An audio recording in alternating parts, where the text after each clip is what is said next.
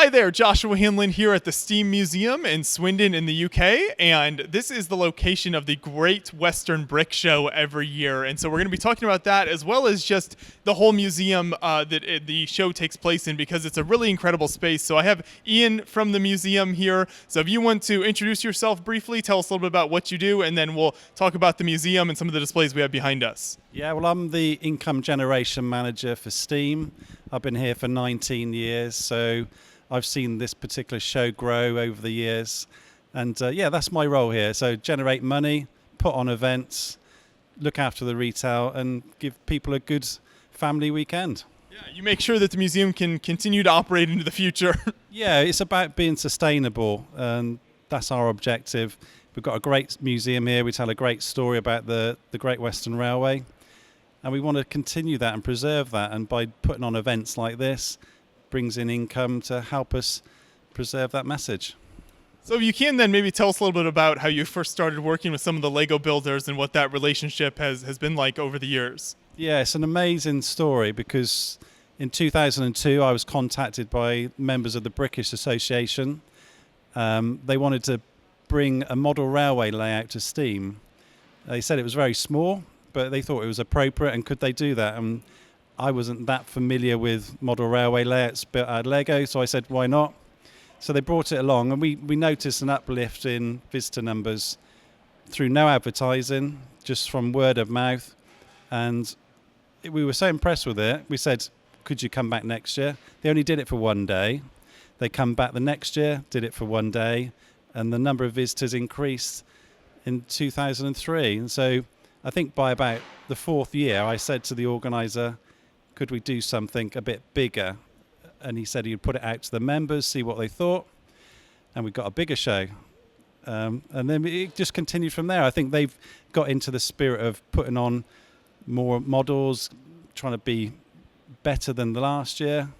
And we've ended up with a brilliant event. And I think we were the first in the UK to have its kind of dedicated own events.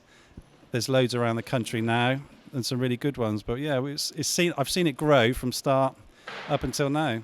And it's so amazing. It's been continuously running. We were talking earlier, we go to these shows all over the world, and to the best of my knowledge, I think this show is tied with one in the US for the longest continually running Lego show in the world, which is really amazing. And it's been here in the museum every single year, correct? Yeah, since 2002, so we're in our 17th year, can't do my sums right. So 17 years continuously, every year. We noticed a peak probably about 3 or 4 years ago. We were up to about 8,500 visitors then. Slightly less now, but we're at a comfortable level. So it was very crammed in here a few years ago. So we were about at the right level. But yeah, I think we've helped other shows grow. I think that's what's happened. It's given the Brickish Association confidence to do other events. So they're doing loads around the country, spreading the message about Lego, modelling, creativity. And you can just see by the families and the kids, they love it. They absolutely love it. And Lego just doesn't grow old. It just keeps reinventing itself. And we're proud to be part of it. Yeah, for sure. So let's talk a little bit more about what makes this such a cool space to display Lego in. And we can see some of the displays behind us here. So kind of what makes Swindon an important part of the kind of rail history of the UK, and why are all these displays here today? Yeah, you've got to go back to 1841. Without the railways, there wouldn't be a Swindon. It's as simple as that. In 1841, they started building this factory here. And basically a new town was born. You know, there was nothing here at all. So they made the decision. They started building the factory. They had no workers. They had to bring those in from all over the country. And they created a new town. And then, so Swindon is born out of the railway works. Its history and heritage is here. And we tell the story of the Great Western Railway, which is it is bigger than Swindon. The GWR, as we call it, it's got its heart in Swindon, but it's from Paddington to Penzance down in Cornwall, from Portsmouth up to Birkenhead in Liverpool. So it has a massive area it covered in its heyday, and we tell that complete story. And I was just saying, yeah, and basically that's what we try to do with these events, is get people in through an event, but then they get to see our heritage and history and take that away with them. And actually, some people might have not have come here if it weren't for a Lego event or another event that we put on. And so it's a really good opportunity to get people in. Right. And so what are some of the displays we have out here? Maybe you can just point out a couple things and John can show those and kind of, some of the examples of what you have on display at the museum. Yeah, well, the locomotive right in front of us, which has got the Bristolian headboard, that loco is called King George V. That was the most powerful, the most prestigious steam locomotive ever produced by the Great Western Railway. So it's like its flagship locomotive there. So that's why it's got pride of place on our 1930s style station platform. You may not be able to see, but there is a locomotive. You can probably just about see the copper chimney behind King George V. That's City of Truro. Now that locomotive in the early 1900s was the first vehicle in the world to reach 100 miles an hour. That's amazing. It is amazing, and it was like traveling to the moon in the early 1900s. To be on that locomotive doing 100 miles an hour, nobody had ever done it. And they achieved it on something, that old. And still 100 miles an hour today is still, it's an achievement in whatever vehicle you're in. So actually, in the early 1900s, that was... So we're proud to have City of Truro, proud to have King George V. We've got some other locomotives in the museum which are quite unique. We've got a locomotive called Caerphilly Castle. It's the one that you can walk underneath. So yeah, so we've got examples of pretty much everything produced.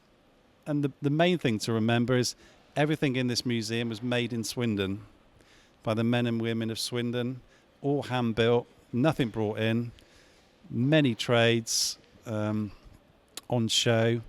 And yeah, that's why it had such a huge workforce. 14,000 people worked on this site.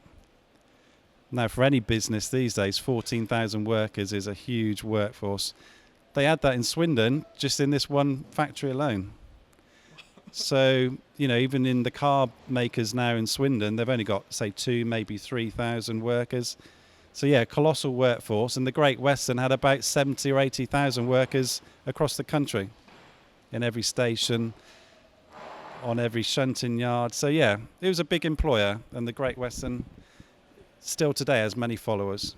Yeah, that's such an incredible story, and the displays you have here are so amazing. Just to be able to walk around them, underneath them, like you said, with one of them. So it's a really great way to just get a lot of the history here. So it's an awesome story. So now we'll move into the next area over. We can just go ahead and walk and talk here. You can see a little bit more of the display area. Yeah, these cabinets is a temporary exhibition we've got going on at the moment called Spark of Genius. So throughout the year we have about 3 brand new exhibitions every year. So although some of the bigger stuff, the locomotives, are hard to change, we do like temporary exhibitions 3 a year just to keep the story fresh, keep people coming back. And we're always coming up with new themes every year. So have something new for people to see. But now this is what we're here for the Lego show. So this is the main display area, correct? Yeah, this is the biggest area. This is our Great Western Hall. And when we first started the show in 2002, we didn't have the luxury of this big space. This is probably about 2007 or 8 we acquired this, because this used to be a working factory building restoring locomotives. So yeah, we're quite fortunate to have a great big space, 900 square feet of space in here, and then square meters rather. And so yeah, we can put on big shows, big events. And as you might be able to notice right now, it's Teardown. We're at the end of the weekend. It's been a really awesome show. Lots of people coming through the door, and then some incredible displays here. So in addition to this, though, there's some other spots in the museum where people display as well. Yeah, so what we've tried to do over the years is we've now got enough content to have 2 main areas. We have thought about spreading it all around the museum, but they're a team, they're a family, the Brickish Association, so they like to have a concentration of models and activities. So we've got 2 spaces dedicated for Lego. Maybe in the future we might have a bit more, but but to fill this space alone is quite an achievement. To do 2 spaces in the museum is so we're really grateful, because this is their hobby. They're not paid to do this. So without them and their enthusiasm, we wouldn't have a show. So they do it off their own back. They pay for it themselves. So yeah, I take my hats off to them, and they are they are absolute geniuses in what they do, and the way they just bring it all together. And some of the models, they don't even see each other. They just communicate as to what sections they'll be doing, and it all comes together on the weekend. And I'm amazed that it fits, but it just does. It just does every time. It really is incredible, and I think it's become a very well-respected event among adult fans of Lego as well. And this is kind of one of the major events in the UK now, certainly, that a lot of fans look forward to and build particularly for this event. Yeah, they do. And Martin Long, who's involved in the Brickish Association, says it's their favourite event. They do a lot of events, and a lot of organisations want them to come and do a Lego event because they see it as potentially bringing people in and being popular. But they all say it's their favourite, it's their home, if you like, and hopefully that'll continue for many years to come. And yeah, they always amaze me what they do. They never know what each other's bringing, which I think is quite intriguing, because I never know what to promote in advance of the show. I wish I could sometimes, but yeah, it's all a secret, and they like to surprise each other, and I think that's half the magic.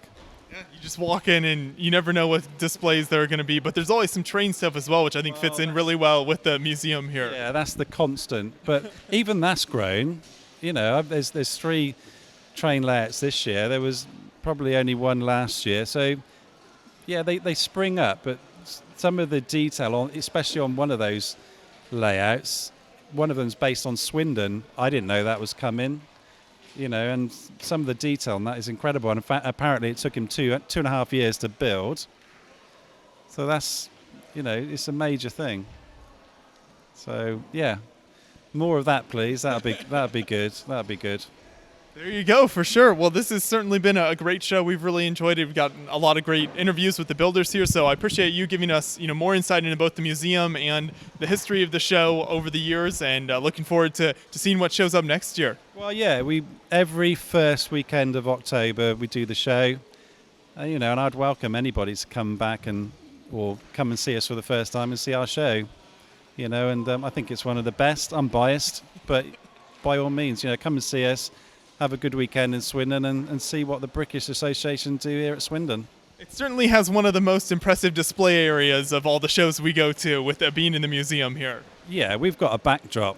We got the perfect backdrop. We're not in a sports hall. We're not in a village hall. Nothing against that. We've got the beauty of having a museum as our backdrop. And I think that's half the secret. If you've got an interesting venue and something as inspiring as Lego as well, you're onto a winner. So yeah, we're fortunate with what we've got here. It's 2 quality products together. For sure. Well, thank you so much, Ian. I really appreciate you giving us more insight into the show in the museum. Thank you very much. Thanks for your time.